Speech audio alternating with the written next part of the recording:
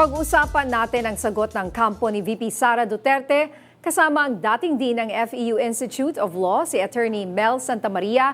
Magandang gabi, Attorney Mel, at welcome back po sa Arangkada Balita. Magandang gabi sa iyo, Tina, Jack, sa ating mga tagapanood, tagapakinig. Mabuhay kayo. Attorney Mel, isa po sa mga sagot ng kampo ni VP Sara ay violation daw po ng due process. Hindi ho ba masinunod ang proseso this time around kasi dumaan naman po sa House Justice Committee unlike last time na dumiretso po ito sa Senado? Ang ginawa nga ng Justice Committee ngayon at ang House of Representatives ay talagang sinunod nila to the letter ang sinabi ng Korte Suprema. So nagkaroon ng tatlong yugto. First, sufficiency in form. Katapos, sufficiency in substance. At ngayon, nasa yugto na tayo ng probable cause.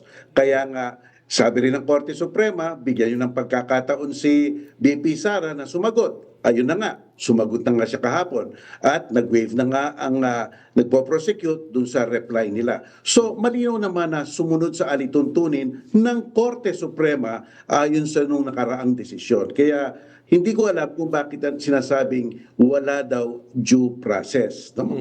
At pangalawa, doon sa sagot niya nga, sinasabi niya nga na may hindi tugma o hindi pareho ang pagtatrato sa impeachment ni Presidente Marcos at sa impeachment niya. Pero ang punto ng isang sagot ay pasinungalingan ang mga paratang sa kanya para ma-prove niya na inosente siya. So, irrelevant yung kay President Marcos. Bakit naisingit yun? No? Parang yun, sa tingin ko lang parte ng political public consumption yon. Kasi walang kinalaman yon doon sa mga paratang. No? At pangatlo, sabi niya, hindi daw ultimate facts. Alam mo, Ninya, Jack, may kaibahan ng ultimate facts at saka evidentiary facts. Ano ang ultimate facts? Ito, basta't nabasa mo, makikita mo ang kwento. Ang evidentiary facts, ang susunod. Yung pagpupruweba mo, lalabas mo na ang dokumento, lalabas mo na ang mga resibo. Nasa yugto pa lang tayo ng ultimate facts. Ano ba ang ultimate facts? Ganito yan Jack, Ninya. Opo. Basta't sinabi mong ganito, si Marta ay magnanakaw, hindi ultimate fact yun. Nagja-judge ka lang doon.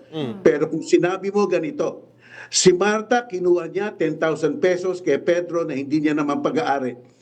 Ultimate fact. Napakaikli pero nakita mo yung kwento. Ganyan lang ang ultimate fact. Kaya kung meron ganon sa mga articles of impeachment, talagang dapat umusad yung kaso. Dahil may paratang na malinaw kahit maikli at dapat sagutin. Iyon ang ultimate fact. Yung evidentiary fact, yung mga dokumento, resibo, etc., sa hearing na iyon. Magkakaroon nga ng mini-hearing dyan sa Justice Committee at pagkatapos ang malaking hearing sa Senado. Opo, actually, yun nga, napaka-ironic, attorney, no, na inaano nila yung due process. Pero the fact na binigyan sila ng chance at sumagot sila, ito na yung due process na hinahanap po. Tama po, attorney. Di ba ito yun Tama ka, Jack, sapagkat ito na ang pagkakataon para ihain niya ang mga kanyang mga punto para sabihing inosente siya. Alam mo, basta't nagdi-deny ka kasi, basta't sumasagot ka sa isang parata, dalawang parte yan. Ang unang parte, sasabihin mo, pinasisinungalingan ko yan. Ang pangalawang parte, sapagkat ito ang totoo, sasabihin mo yung counter facts mo. Kung ang ginawa mo yung una lang, pinasisinungalingan ko yan, walang kwenta yon. Ituturing nyo na admission. Ibig sabihin, kasi hindi mo sinabi ang totoo. Hindi mo sinabi ang kwento mo. Diyan sa answer ni VP Sara, parang gano'n na nangyari. Sasabihin niya ganito. Ito, sasabihin niya ganito. Yung tungkol dun sa assassination. Ang sabi niya, wala namang pruweba at napakita silang kontratang pagpatay. So, anong nangyari doon?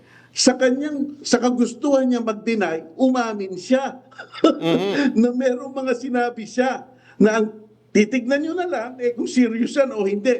Yun naman ang tawag mo doon, statement against interest o kaya may tinatawag kaming technical dyan sa batas negative pregnant. Sa kagustuhan mo magpasinungalingan, naka-admit ka. Parang naka-admit ka na hindi na issue yung sinabi niya. Hindi na kailangan ng ebidensya yon. Hindi na issue yung sinabi niya. Ang issue na lang kung serious ba yon o joke yon. Yun na lang ang issue dyan. Yun. So, eto nga, no, tinitingnan namin itong video ni VP Sara, that infamous video kung saan he threatened the life of the president and others. Masasabi niyo po bang ito ay ultimate or evidentiary fact? Ano yan? Ultimate fact na yan. Hindi na rin evidentiary fact na yan, magkahalo yan. Kasi ang video, ibang klase. Ibang klase kasi unang-una, nakapagtataka doon sa kanyang answer, hindi niya pinasinungalingan na may bidyong ganyan. Yun Ang nga, sina- sir, eh. Opo. Ayun ang tinatawag naming negative pregnant. Hindi niya pinasinungalingan yan. Ang sinasabi niya lang, wala namang pruweba na may contract to kill. Pero inadmit niya in effect yan, na mayroong ganyan. Basta't ganyan, hindi mo na kailangan ng ebidensya dyan kasi hindi idininay sa answer. Yun.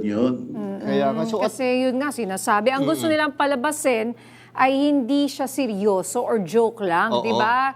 Or parang bugso ng damdamin, ganyan. Wala namang kayong evidence na may kontrata or meron hired killer. Ipalabas ang hired killer. Di ba dati issue rin yun? Oo, di ba? Sino raw yung hired killer? Oo. And in effect, hindi nila pinasisinungalingan na may video ng ganyan na yung mga kataga niya, sinabi niya nga, kaya ina lang ang magiging issue. Eh, So yun. kaya nga. Kaya nga po, hindi naman imagination to. I mean, it's a video that we all saw. The world saw. Yes. Oo. Kaya alam ko na gagawin ng prosecution Sasabihin niya, hindi mo naman dinina yung video Ang pinagtatalunan na lang natin kung serious ba o joke. Yes. Di ba? Oo. Kaya ikakalibrate yan sa demeanor ng tao, sa kanya tono ng pag-uusap niya, yun ang titignan ng mga West. Yan. So, ang ganun ba ay pwedeng sa Senado na lang? Pagdating sa Senado na lang nila pag-usapan yung mga bagay na yan? Alam mo, ang level lang natin ngayon ay probable cause. Ang sinasabi ng probable cause, sa mga nilatag na ebidensya, maaari bang masasabi mo na ginawa niya nga? Yun lang. Pagkatapos niyan, kung masasabi mo, oo, dapat ituloy na yan sa Senado, may probable cause. Tandaan natin, itong yugtong ito, hindi pa proof beyond reasonable doubt. Ang kinakalibrate lang dito, sa mga ebidensyang ilalatag, sa mga alegasyon na sinabi na under oath, maaari ba na maaari bang ginawa niya? Kung oo ang sagot, tuloy na yan. Tsaka yun nga, partner, tsaka balik lang tayo doon sa sinasabi ko, sakaling joke nga yung assassination na attempt nga kay ano. Pero isipin lang natin, yung simpleng bomb joke nga lang bomb joke. Pero yun, may kaso yun, nakukulong yun, di ba, attorney? At saka in-arrest ng teacher, naalala mo. Oh, yun, Sinabi inarrest lang. mo na teacher. Buti naalala mo yun. Tama yun, di ba, attorney? Yung dati kay... Yun rin ang titimbangin nila. Yung context ng pagsasabi. Gaano kabigat ito? Kanino niya sinabi ito? At isa bang itong national security o hindi? Iyan ang mga titimbangin ng mga West at committee. No? At hindi naman natin kasi nakita si Sara Duterte tumatawa kasi nung sinasabi niya iyan Para siya kasi nanggigili ati di ba? Nanggigigil siya. So yun ang mga titingnan ng mga committee yan ngayon. Oo. At saka, parang may caveat siya dyan Sinabi niya yan, pero sinabi niya, kung ako ay mamatay. Di ba parang ganon?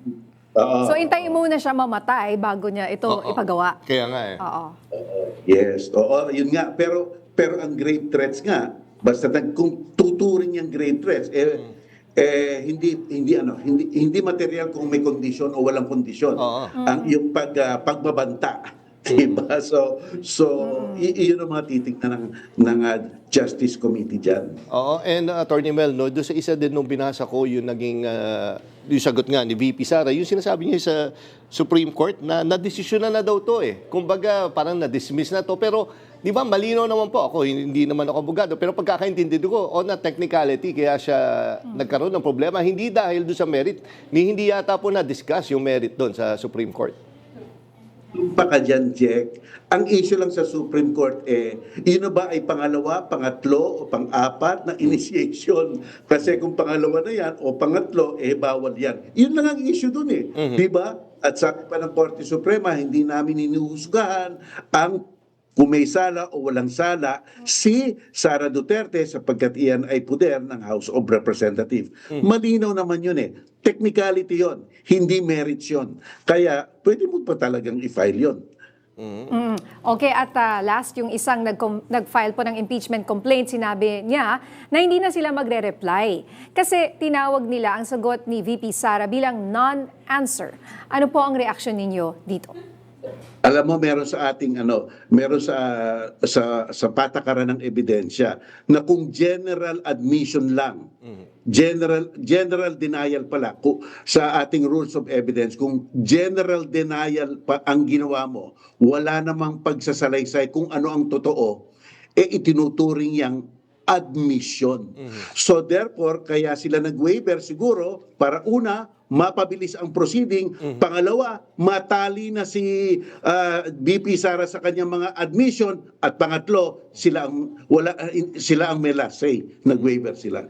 So siguro yun ang punto nila. Okay, ako bihabol lang ko Attorney, so nakikita mo dahil sabi nga yung kakasabi mo lang parang non-answer, binigyan sila ng opportunity 10 days, ito yung due process, pero ito lang yung naging sagot nila, parang 10 pages lang yata. Tingin nyo wasted opportunity ito para sa kampo ni VP Sara na sana malinaw, mabigyan ng linaw or malinis yung kanilang pangalan? What wasted opportunity talaga. Kasi ang ganda kung gagawin niya ganito, Jack? I specifically denied the allegation. The truth being, this is the story. Dapat gano'n, Deny, ito ang totoo. Deny, ito ang totoo. Deny, ito ang totoo. Ang ganda sanang tingnan, Talaga magkakaroon ng tagisan. At kung may tagisan na, may issue na talaga.